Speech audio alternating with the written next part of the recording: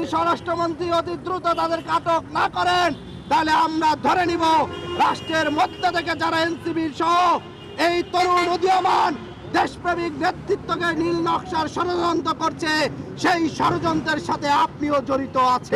সরকার বর্তমান স্বরাষ্ট্র মন্ত্রী যদি এনসিপি নেতৃবৃন্দকে নেতৃত্ব না পারে, নিরাপত্তা দিতে না পারে, তাহলে এই সরকারকে পদত্যাগ করতে হবে, এই স্বরাষ্ট্রমন্ত্রীকে পদত্যাগ করতে হবে।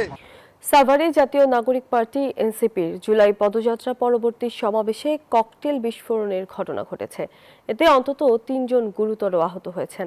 সোমবার রাত 9:45টার দিকে সাভার থানা স্ট্যান্ড সংলগ্ন ঈদগাহ মাঠে এ হামলার ঘটনা ঘটে। এ ঘটনায় সাভার মডেল থানার বিস্ফোরক আইনে মামলা করেছে দলটি। নেতাকর্মীদের অভিযোগ, বিদ্যুৎ সংযোগ বিচ্ছিন্ন করে পরিকল্পিতভাবে এই হামলা চালানো হয়। এ ঘটনার প্রতিবাদে মধ্যরাতে রাজধানীতে বিক্ষোভ মিছিল করে এনসিপি। সোমবার রাত 9:45টা সাভার থানা স্ট্যান্ড সংলগ্ন ঈদগাহ মাঠে চলছিল জাতীয় নাগরিক পার্টির জুলাই পদযাত্রার পরবর্তী সমাবেশ। কেন্দ্রীয় নেতারা মঞ্চে ওঠার পরপরই বিচ্ছিন্ন হয়ে যায় বিদ্যুৎ সংযোগ। এর কিছুক্ষণ পরই সাংবাদিকদের আসনের ঠিক পেছনে সাধারণ মানুষের বসার জায়গায় ছোড়া হয় ককটেল। বিকট শব্দে কেঁপে ওঠে সভাস্থল। আকস্মিক এই বিস্ফোরণে সভাস্থলে তীব্র আতঙ্ক ছড়িয়ে পড়ে। হামলার পরপরই সংক্ষিপ্ত বক্তব্যে এনসিপির আহ্বায়ক ও বিরোধী দলীয় চিফ হুইপ নাহিদ ইসলাম প্রশাসনের ব্যর্থতায় এই হামলা বলে দাবি করেন। সার্জিস বলেন, এই হামলা তাদের হত্যার উদ্দেশ্যে।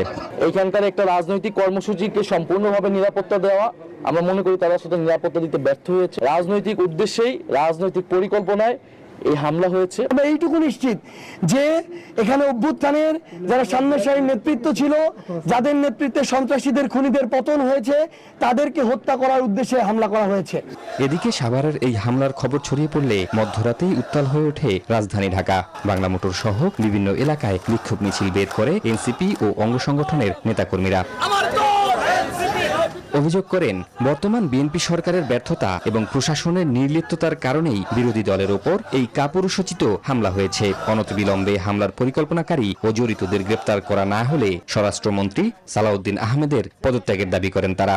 যদি স্বরাষ্ট্রমন্ত্রী অতি দ্রুত তাদেরকে আটক না করেন তাহলে আমরা ধরে নিব রাষ্ট্রের মধ্যে থেকে যারা এনসিপির সহ এই তরুণ উদীয়মান দেশপ্রেমিক নেতৃত্বকে নীল নকশার ষড়যন্ত্র করছে, সেই ষড়যন্ত্রের সাথে আপনিও জড়িত আছেন। সরকার বর্তমান স্বরাষ্ট্র মন্ত্রী যদি এনসিপি নেতৃবৃন্দকে নেতৃত্ব না পারে, নিরাপত্তা দিতে না পারে, তাহলে এই সরকারকে পদত্যাগ করতে হবে, এই স্বরাষ্ট্রমন্ত্রীকে পদত্যাগ করতে হবে। হামলায় গুরুতর আহত হন 3 জন। তাদের দ্রুত উদ্ধার করে সাভারের এনাম মেডিকেল কলেজ হাসপাতালে নিয়ে যান নেতাকর্মীরা। জিহাদ জাহিদ, নিউজ 24, ঢাকা।